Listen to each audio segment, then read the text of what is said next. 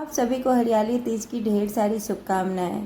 Radhe Radhe everyone. इस वर्ष यानी कि 2025 में हरियाली तीज का जो त्यौहार है वो 27 जुलाई दिन रविवार को मनाया जा रहा है। इस व्रत को सुहागिन औरतें अपने अखंड सुहाग, पति की लंबी आयु और स्वस्थ शरीर की कामना करते हुए ये व्रत रखती हैं। तो इस वीडियो में आपको पूजा कैसे करनी है संपूर्ण जानकारी मिलेगी। तो देखिए, तीज के दिन आप सुबह ये पूजा कर सकते हैं। सुबह किसी कारणवश टाइम नहीं है तो आप शाम को ये पूजा कर लें। तो सबसे पहले तो आपको मिट्टी के शिवलिंग, माता पार्वती और गणेश जी बना लेनी है।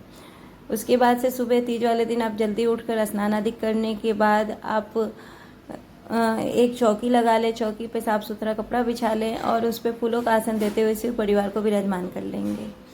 और जो आपने शिवलिंग बनाया है वो भी विराजमान कर लेंगे। देखिए, वैसे तो आपके पास शिवलिंग है तो शिवलिंग विराजमान कर सकते हैं, लेकिन शास्त्रों के अनुसार पार्थिव शिवलिंग का महत्व है तो आप शिवलिंग बना लें। और माता पार्वती और गणेश जी को मैंने पिंडी रूप में बनाया है।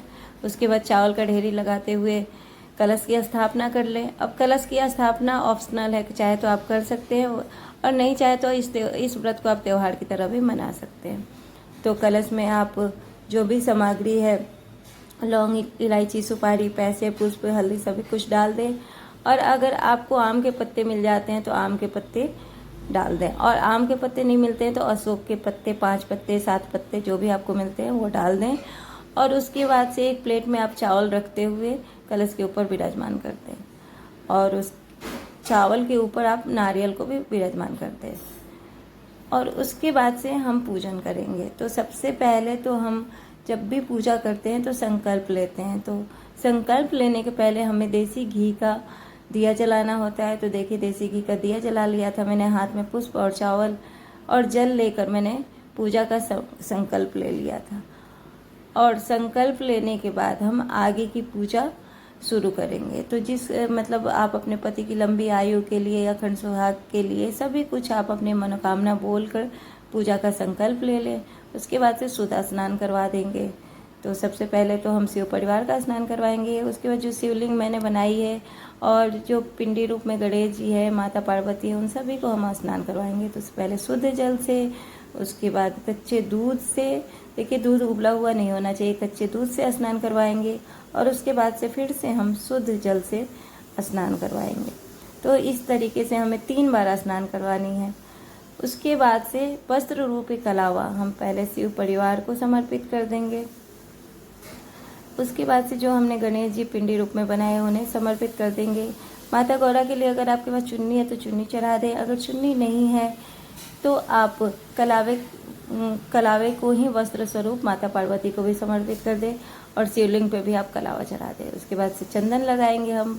भोले बाबा को कुमकुम या रोली नहीं लगता है तो सफ़ेद चंदन हो, भस्म हो, पीला चंदन हो, इससे आप तिलक लगा सकते हैं। उसके बाद से हम अक्षत यानी कि चावल समर्पित कर देंगे। साथ के साथ आप ज्योत का भी पूजन करते रहें जो आपने दीपक जलाई है। और देखिए, आप गणेश जी और माता पार्वती को सिंदूर जरूर चढ़ाएं। उसके बाद जो पिंडी रूप में हमने बनाई है माता पार्वती और गणेश जी, उनका भी पूजन करेंगे। और माता पार्वती को हम 5 बार या 7 बार सिंदूर लगाएंगे। तो इस तरीके से 5 बार मैंने सिंदूर लगा दिया है।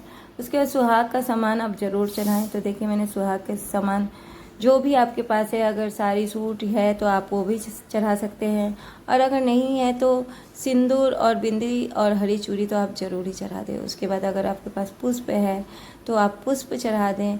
भोलेनाथ की जो भी प्रिय चीज़ है, तिल हो गए, पुष्प हो गए, और लाल पुष्प माता पार्वती को आप जरूर चढ़ाएं। तो पुष्प चढ़ा दें। उसके बाद काला तिल चढ़ा दें। भांग है, धतूरा है, जो भी भोलेनाथ की प्रिय चीज़ें हैं आप सभी कुछ चढ़ा सकते हैं। तो देखिए, मेरे पास भांग धतूरा तो नहीं था। बेलपत्र सबसे ज़्यादा प्रिय होता है तो बेलपत्र आप चढ़ा दें। मैंने देखिए बेलपत्र भी चढ़ा दिया है। और उसके बाद से आप समी पत्र, चाहे एक समी पत्र चढ़ाएँ, पर आप समी का पत्र जरूर चढ़ाएँ। आंकड़े का फूल अगर आपको मिल जाता है तो आप आंकड़े का फूल समर्पित कर दें भोलेनाथ को। उसके बाद देखिए, मिष्ठान में अगर आपने पूरी, हलवा कुछ भी बनाया है तो वो ज़रूर चढ़ाएं। ऋतु फल चढ़ा दें आप। अगर आपके पास घेवर है तो घेवर चढ़ा दें और कुछ दान दक्षिणा चढ़ा दें। उसके बाद से हाथ में पुष्प और जल लेकर आप कथा सुन लें। और कथा सुनने के बाद प्रेम पूर्वक आप आरती कर लें। तो देखिए, पहले गणेश जी की आरती कर लें, उसके बाद भोले शंकर का आरती कर लें आप। इस तरीके से पूजा आपकी संपूर्ण होती है। उसके बाद हाथ जोड़कर पूजा विधि कमियों के लिए क्षमा याचना कर लें। और देखिए जितनी बार हमने सुहाग चढ़ाया होता है ना, उतनी ही बार सुहाग लेना होता है। तो देखिए 5 बार मैंने चढ़ाया था सिंदूर माता को, तो देखिए 5 बार ही मैं अपने दुपट्टे से या फिर आपने साड़ी पहना है उसके किनारे से 5 बार माता को टच करते हुए अपने मांग में हम लगाएंगे और कहेंगे, बोलेंगे कि हमारे पति को लंबी आयु दें आप, और पति को स्वस्थ रखें, निरोग रखें, अखंड सुहाग दें। उसके बाद जो हमने प्रसाद और जो हमने सुहाग के सामान चढ़ाए हैं वो हमें अपनी सासू माँ को देना होता है। और 2 बार चौकी पर से जल वार ले ताकि आपकी पूजा संपन्न हो जाए। जल वारने के बाद आप जो सुहाग के सामान है और जो आपने भोग प्रसाद रखा है वो अपनी सासू माँ को या फिर नंद को दे दें। और उसके बाद जब ज्योत शांत हो जाए उसके बाद आप शिवलिंग का विसर्जन जरूर कर दें। तो विसर्जन करने के लिए आप किसी पात्र में पानी ले लें और उसमें पुष्प वगैरह डाल दें और उसमें शिवलिंग को विसर्जन कर दें। इस तरीके से आपकी पूजा संपूर्ण हो जाएगी।